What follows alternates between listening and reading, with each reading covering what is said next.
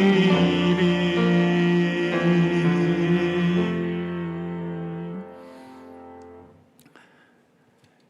오늘 여러분들과 함께 이제도 계시고 라는 제목으로 은혜를 나누기를 원합니다.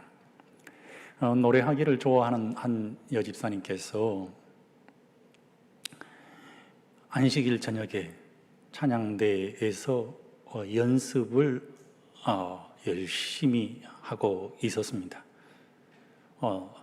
비대면으로 예배를 드리는데 웬 찬양대 연습을 하고 있지 속으로 생각을 했습니다. 아무튼 찬양대 연습을 하니까 너무나 행복해가지고 얼마나 큰 소리로 노래를 했는지 말입니다.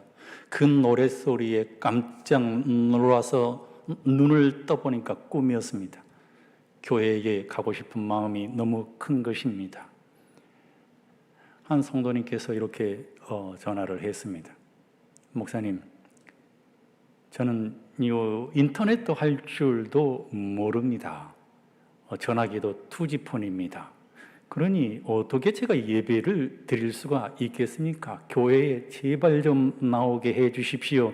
전에 제가 계신 교회에 나갔는데 지금은 나가지도 않습니다. 오직 목사님 말씀만 들어야 하는데 목사님 도와주십시오. 저희 교회에 93세 되신 한 연로하신 장로님께서 전화로 인사를 나누었더니, 목사님, 이제 죽을 날도 멀지 않았는데 제 유일한 낙이 무엇인지 아십니까? 그것은 하나님의 성전에서 하나님 앞에 예배하고 하나님 앞에 영광을 돌리고 말씀을 통해서 다시 오실 그리스도 예수를 가슴 설렘으로 기다리는 것이 나의 유일한 낙입니다. 목사님, 교회에서 예배 드리게 도와주세요. 참 가슴이 아팠습니다. 하나님의 놀라우신 이로하심이 초소에서 예배 드리고 있는 우리 모든 성도들에게 충만하게 역사하게 되시기를 소망합니다. 오늘 말씀의 본문은 요한계시록 1장 4절입니다. 사도 요한은 요한계시록 1장 4절에서 이제도 계시고라는 그리스도 예수의 모습을 보게 됩니다. 요한은 아시아에 있는 7 교회에 편지하노니 이제도 계시고 전에도 계셨고 장차 오실 이시며, 여기 장차 오실 이시며라고 하는 이 말씀은 문법적으로 현재 오시고 계시는 중이신 영원하신 하나님을 말씀하고 있습니다. 그의 보좌 앞에 있는 7 영과, 사실은 오늘 본문의 말씀은 사도 바울이 반모라고 하는 바위 섬에, 절망의 섬에, 외로운 섬에, 고독한 섬에 유배되어졌을 때 주님께서 주신 약속의 말씀입니다. 그것도 안식일의 말입니다. 성도 여러분, 사도 요한 시대의 그리스도인들은 엄청난 핍박과 환난을 견디며 살아야 했습니다. 예수님을 사랑한다는 이유 하나 때문에, 그리스도의 복음을 선포한다는 이유 하나 때문에 그들은 목숨을 걸어야 했습니다. 그들은 참으로 외로웠습니다. 뿐만 아니라 오늘 본문의 말씀의 배경인 사도 요한의 처지는 반모라고 하는 외로운 섬에 홀로 유배되어서 말입니다. 채석장에서 노동을 하면서 꿈에도 그리고 싶은 예배소 교회를 그는 쉴 틈만 나면 앉아서 바라보고 있었습니다. 하나님, 저도 교회를 가고 싶습니다. 그곳에 내가 목양하던 양들이 있습니다. 속히 절망의 섬 반모에서 해방되어서 하나님 나라와 하여금 하나님의 성전에서 말씀을 선포하도록 은혜를 주십시오. 성도 여러분, 그때 예수님께서 사도 요한에게 어떤 모습으로 나타나셨습니까?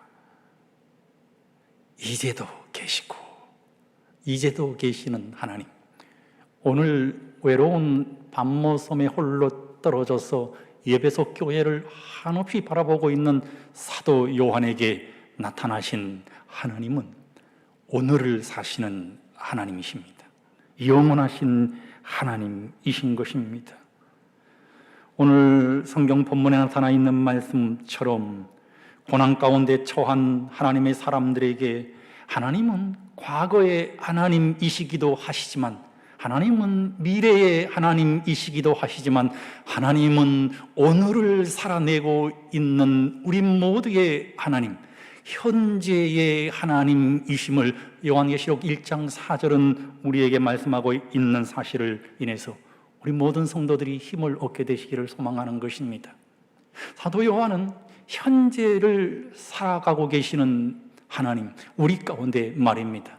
오늘이라고 하는 이 단어를 무려 요한복음에는 25번이나 기록했을 뿐만 아니라 오늘 우리가 본 요한계시록에는 무려 5번에 걸쳐서 하나님의 모습을 설명하면서 하나님은 과거의 하나님이셨고 하나님은 미래의 하나님이시기도 하시지만, 미래에 대한 소망을 안고 살아가고 있는 우리에게, 가슴 설렘 기다림을 살아가고 있는 우리에게 이제도 계시는 하나님으로 등장하고 계시는 것입니다. 성도 여러분, 내가 힘들고 애로울 때 내 곁에 하나님이 계시고 내 곁에 교회 식구들이 있다고 하는 사실로 인해서 하나님 앞에 감사해 본 적이 있습니까? 정말 외로움 가운데 신앙생활을 하고 계시던 한 연로한 집사님이 이제 병원에 입원하셔서 이제 돌아가실 날이 멀지 않았습니다. 제가 방문해서 집사님의 손을 잡아 드렸더니 그 집사님께서 하시는 말씀이, 목사님, 제 인생 가운데서 가장 잘한 일은 그리스도 예수를 개인의 구주로 영접한 것입니다. 저는 가족도 없고 정말 세상 사람들이 보기에는 불행한 삶인 것처럼 보여졌지만, 나에게는 가족과 같은 교회의 성도들이 있을 뿐만 아니라 내가 힘들 때마다 말씀으로 위로를 주시는 하나님의 놀라우신 임재하심이 계셨을 뿐만 아니라, 내가 죽더라도 나의 장례를 함께 참여해서 찬양으로 예배 드려줄 수 있는 성도들이 있으니 얼마나 감사합니까? 오늘 여러분 곁에 함께 살아갈 수 있는 사람이 있는 것은 얼마나 행복한 일인지 모릅니다. 그런데 성도 여러분, 문득 고개를 들어서 나의 어렵고 힘든 삶 가운데 이제도 계시는 그리스도 예수가 계심을 인해서 하나님 앞에 감사해 본 적이 있으십니까? 그 예수님은 어떤 예수님이십니까? 요한계시록 1장 8절은 그 예수님을 가리켜서 이렇게 설명하고 있습니다. 주 하나님이 이르시되 나는 올 알파와 오메가라. 이제도 있고 전에도 있었고 장차 올 자요 전능한 자라 하시더라 라고 기록하고 있습니다. 알파와 오메가는 헬라어의 첫 글자와 마지막 글자입니다. 하나님께서 정말 헬라어에 능통하셨기 때문에 나는 알파와 오메가다라고 말씀하신 것이 아니라, 하나님은 세상 역사를 창조하신 분이고 하나님은 세상 역사를 마지막까지 마치실 분이시기 때문에 알파와 오메가라고 자신을 표현하셨을 뿐만 아니라, 성도 여러분, 그 하나님께서 말입니다, 나의 처음과 나의 나중을 다 알고 계시는 하나님이란 사실을 우리에게 보여주고 있는 것입니다. DM 389쪽에서는 이렇게 얘기하고 있습니다.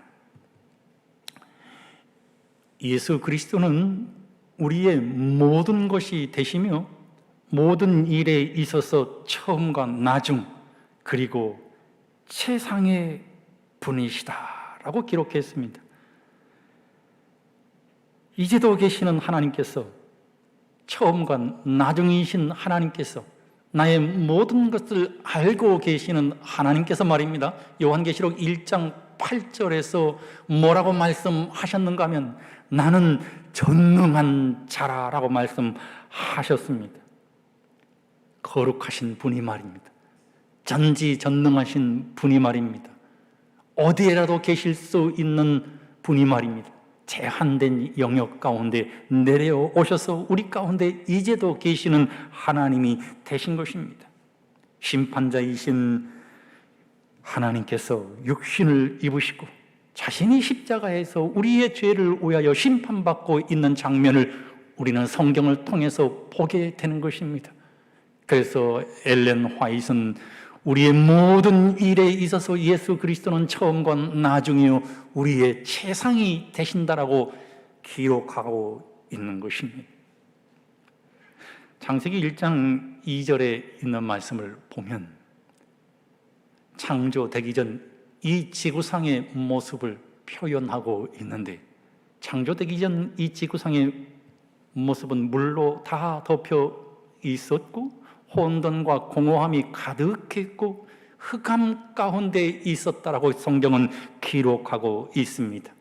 죄로 타락한 지금 현재를 살아가고 있는 이 땅의 모습 아니겠습니까?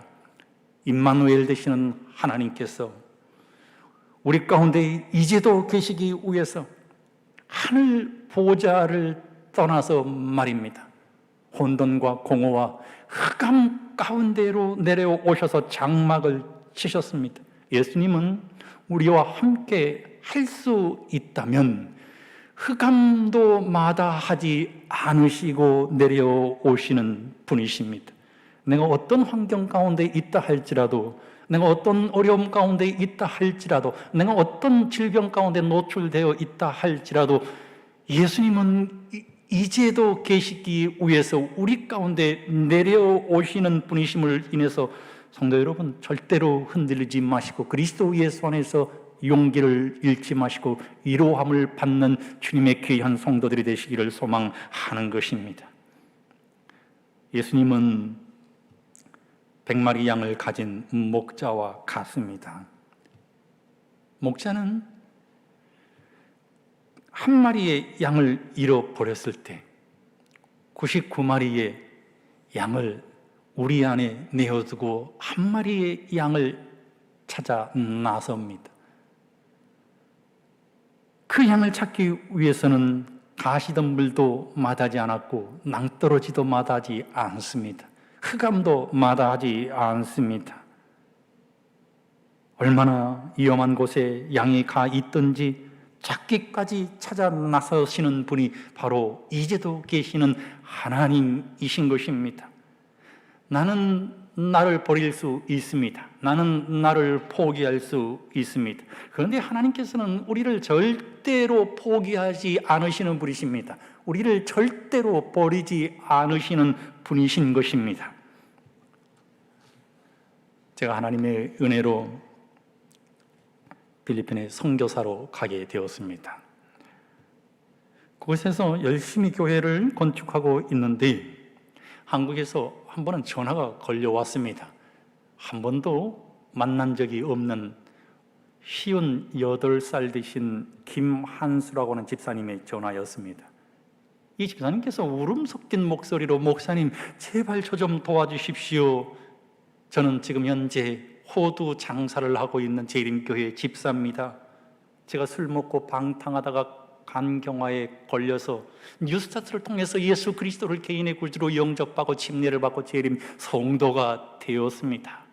얼마나 하나님 앞에 감사하던지요. 그런데 하나님께서 제게 더 큰 은혜를 주셨는데 25살 된 필리핀 여자를 만나서 필리핀에서 결혼했습니다. 그리고 한국으로 돌아와서 7년 동안 아내와 더불어서 행복한 삶을 영위하면서 딸도 낳았습니다. 그런데 문화적인 충격이 너무 컸습니다. 다투는 일이 많이 있었고 아내는 딸을 데리고 필리핀으로 들어가 버리고 말았습니다. 제 건강이 더 안 좋아졌습니다. 목사님, 암도 걸려서 이제는 죽을 날이 머지 않았는데 제 소원은 딸의 얼굴을 한 번만 보고 죽는 것입니다. 목사님 도와주십시오. 제 집사람과 제 딸이 필리핀에 있는 것 같습니다 하고는 집 주소를 저에게 보내왔습니다. 그래서 제가 그 집 주소를, 필리핀은 내비게이션이 없거든요. 정말 힘들게 찾아가 또 문을 두들겨 보니까 아무도 없어서 다시 돌아왔습니다. 집사님, 제가 집을 찾기는 했지만 사람을 만나지는 못했습니다. 목사님, 집을 찾으셨어요? 제가 필리핀으로 날아가겠습니다. 그러더니 그 집사님께서 어느 날 저에게 다시 전화를 해서 이 비행기 티켓을 끊었으니 몇 시 몇 분까지 공항으로 나와주셔서 저를 픽업해 주시기 바랍니다. 그래서 한 번도 얼굴도 본 적이 없는 그 집사님을 제가 맞이하기 위해서 피켓에 김한수라는 이름을 쓰고는 환영합니다 라는 그 피켓을 들고 서 있었더니 그 집사님을 만나게 되었습니다. 성도 여러분, 그날 저녁에 이 집사님이 눈물을 흘리면서 목사님, 부탁입니다. 이제 제 생명이 얼마 남지 않는 것 같습니다. 제 딸을 만나고 싶습니다. 절대로 딸을 만나기 전까지는 죽을 수가 없습니다. 포기할 수 없습니다. 그래서 그날 저녁에 저희 집에서 잠을 재우고 그 다음날 제 차로 그 집사님을 모시고 딸이 있을지도 모르는 그 필리핀 아내의 집으로 갔습니다. 제가 문을 두들렸어요.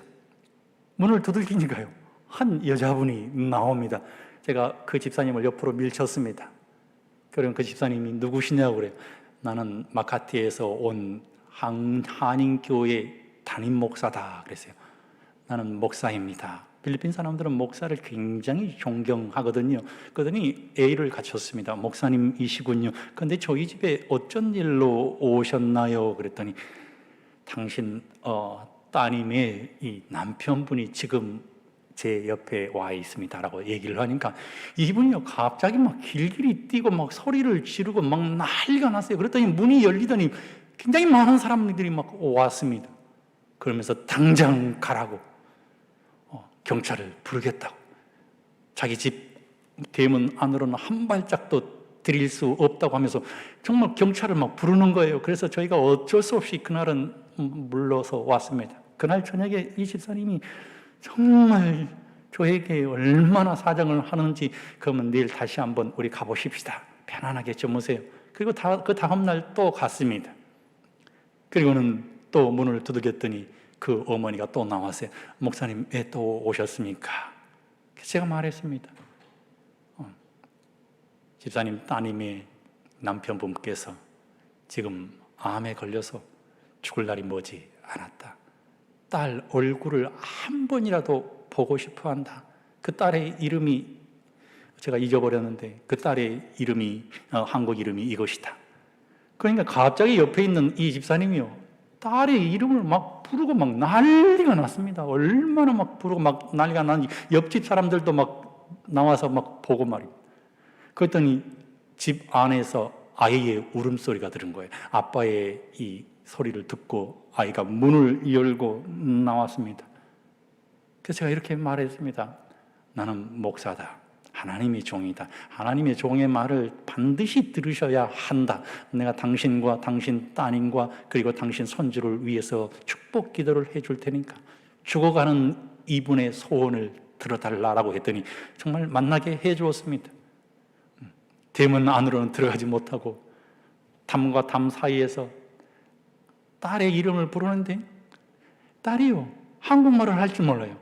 따갈로그로 뭐라고 얘기하는데 저도 잘 알아들을 수 없는 이 얘기를 했습니다. 그렇게 눈물의 상봉을 마치고 돌아왔습니다.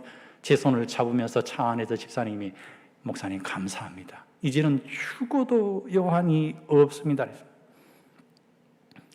딸을 향한 아버지의 사랑이 하나님의 사랑인 것처럼 느껴졌습니다. 혼돈과 공허함과 흑암 속에 죽어가는 우리를 구원하시기 위해서 하나님이신 그분이 보좌를 떠나서 우리 가운데 오신 그 사랑을 무엇으로 표현할 수 있겠습니까? 치료봉사 249쪽에서는 이런 말씀이 기록되어 있습니다. 그리스도는 각 영혼들과 그 영혼들의 특수한 필요와 시험을 아실 뿐만 아니라 심령을 괴롭히고 어렵게 만드는 모든 환경을 아신다. 그분께서는 동정 어린 친절로서 고통하는 모든 영혼들에게 당신의 손을 뻗고 계신다. 가장 크게 고통을 당하는 사람들이 그분의 동정과 긍휼을 가장 많이 받는다. 가장 크게 고통을 당하는 사람들이 그리스도 예수의 동정과 긍휼을 가장 많이 받는다. 얼마나 위로가 되십니까? 그분은 우리의 연약함을 아시고 마음속에 동정을 느끼시며 우리의 어려움과 난처한 문제들을 가져와서 당신의 발 앞에 놓기를 바라신다.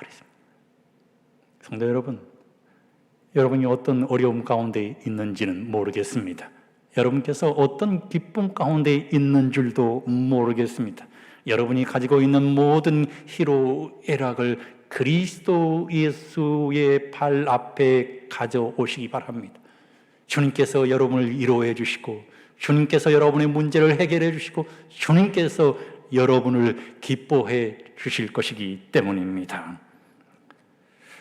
성도 여러분, 예수님이 하늘 보좌를 버리고 우리 가운데 이제도 계신 이유가 무엇일까요? 구약 성경은 이스라엘 백성들을 종종 목자 없는 양으로 표현했습니다. 에스겔 34장 12절에는 목자가 양 가운데에 있는 날에 양이 흩어졌으면 그 때를 찾는 것 같이 내가 내 양을 찾아서 흐리고 캄캄한 날에 그 흩어진 모든 곳에서 그것들을 건져낼지라. 하나님께서 잃어버린 이스라엘 백성을 위해서 내가 내 양을 찾아서 그것들을 건져내시겠다고 말씀하셨습니다. 누가복음 2장 11절은 이제도 계시는 하나님께서 우리 가운데 성육신 하신 장면이 등장합니다. 성도 여러분, 오늘이라고 하는 이 단어에 주목해 보시기 바랍니다. 오늘을 살아가고 있는 우리에게 이제도 계시기 위해서 오늘 다윗의 동네에 너희를 위하여 구주가 나셨으니 곧 그리스도 주니라 라고 표현했습니다. 그리고 예수님께서는 누가복음 4장에서 해당에 들어가시더니 이사야 61장 메시아를 인용했습니다. 희년에 관한 것이었습니다. 예수님은 성령의 기름 부음 받은 자로 이 땅에 오셔서 포로된 자에게 자유를, 눈먼 자에게 다시 보게 함을, 눌린 자를 자유케 하시기 위해서 오실 것이라고 말씀하셨습니다.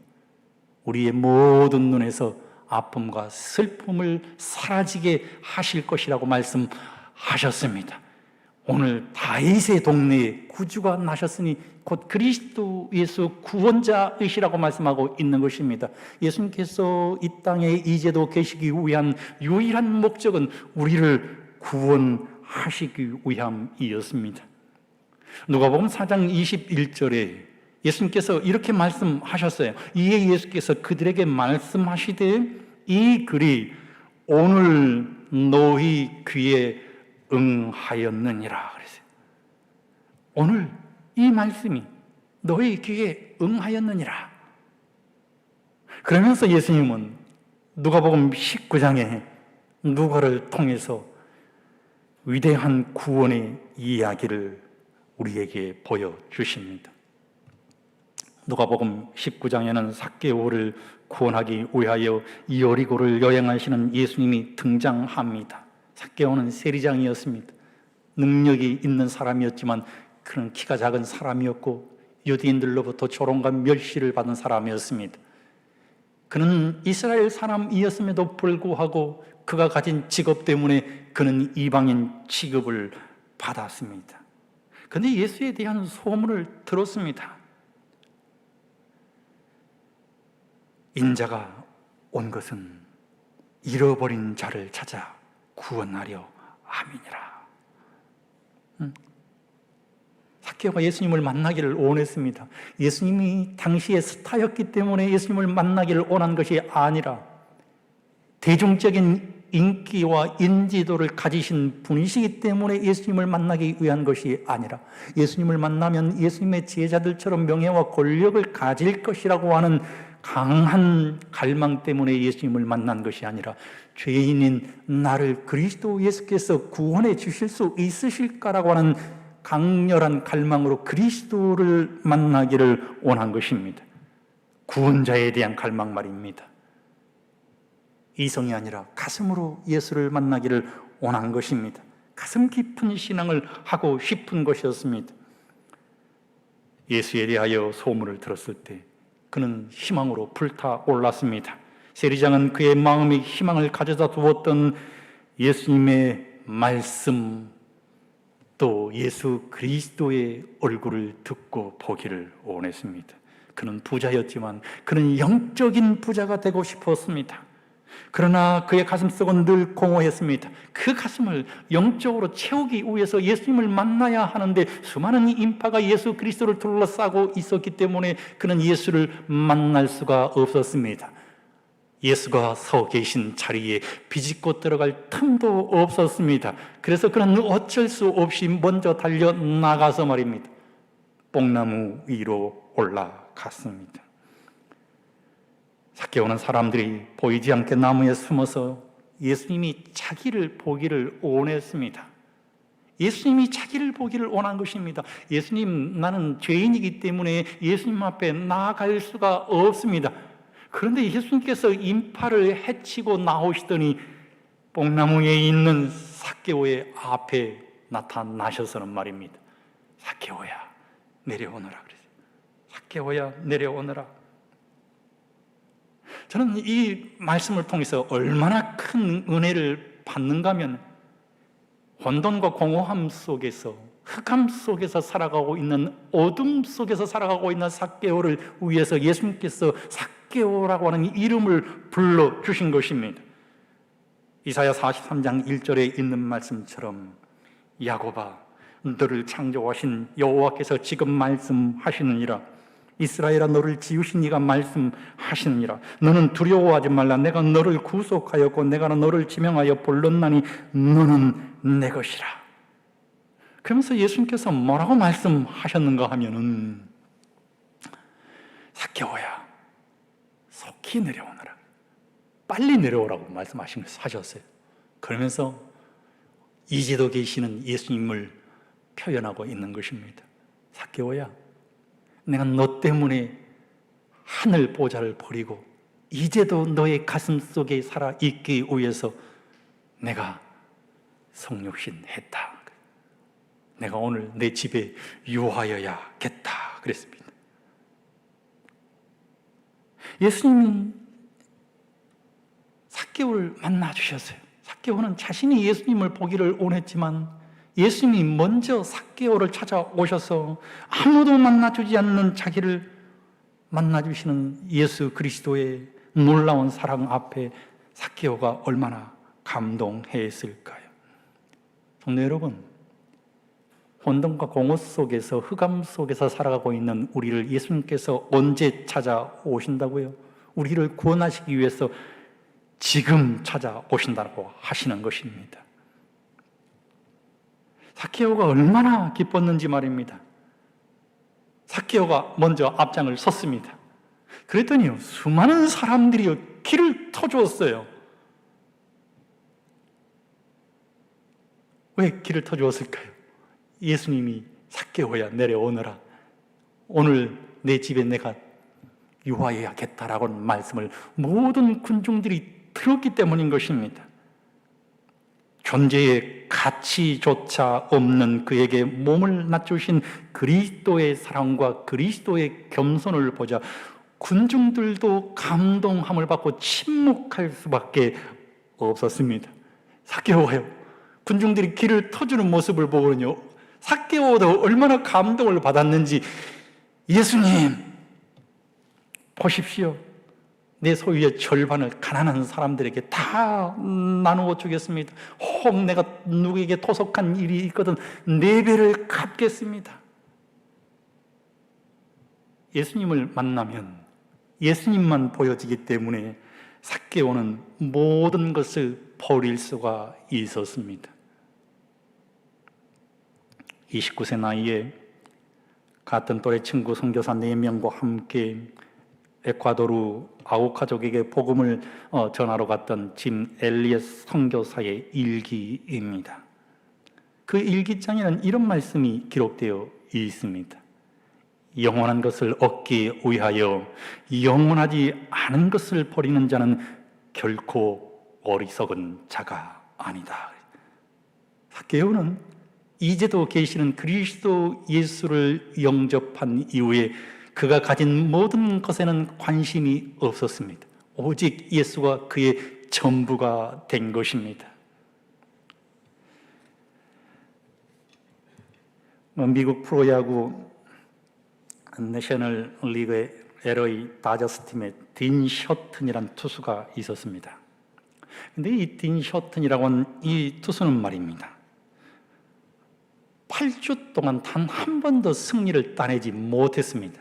그래서 언론은 그의 패배한 모습을 가리키면서 그는 마이너 리그로 강등되어야 한다라고 대서특필했습니다.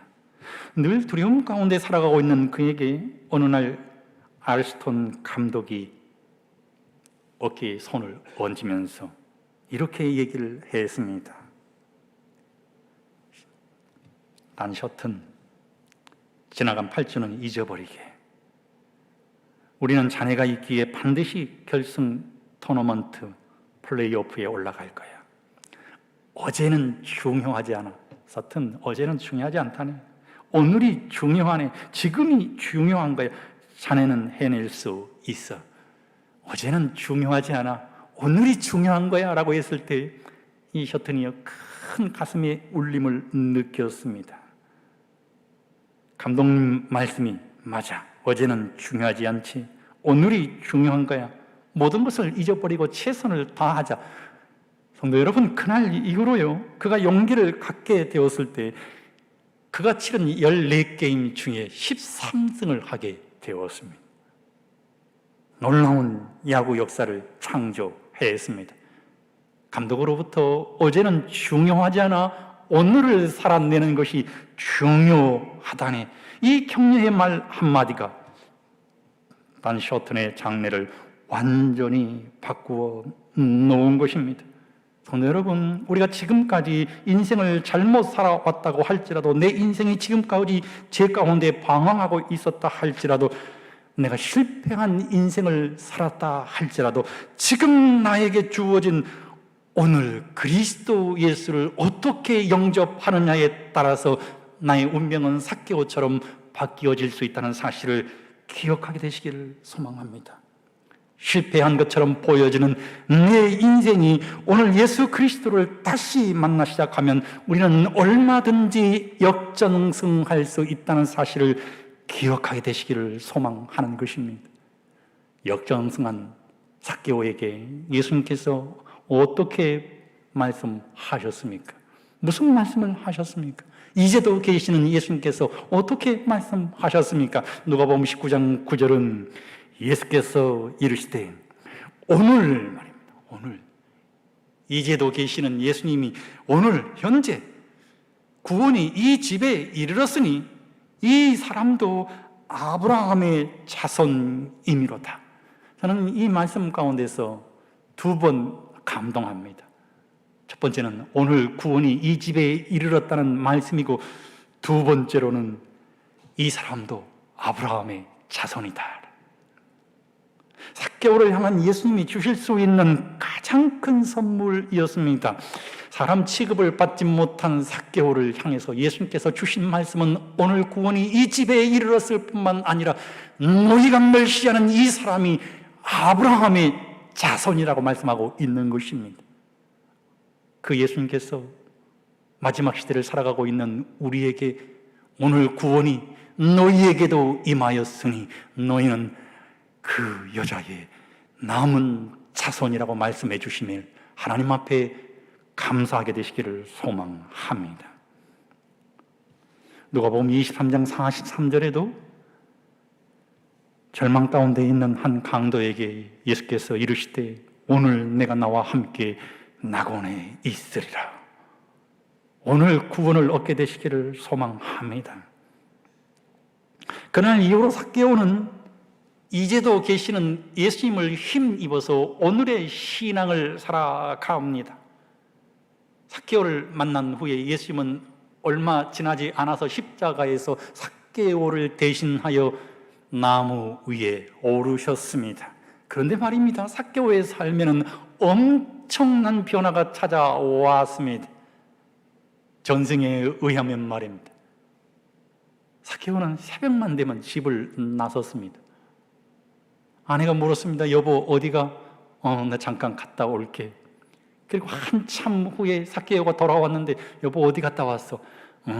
나 저 앞에 있는 뽕나무 있는 곳에 갔다 왔어.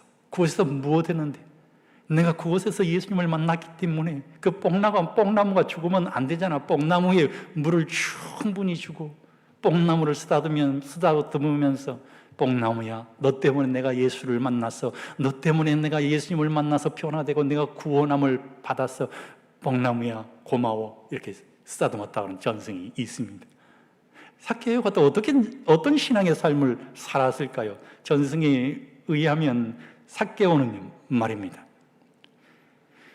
가룟 유다 대신에 뽑혀진 이 마띠아가 회개의 일을 맡지 않았습니까? 전승에 의하면 마띠아가 삭개오가 아닐까라고 하는 전승이 있습니다.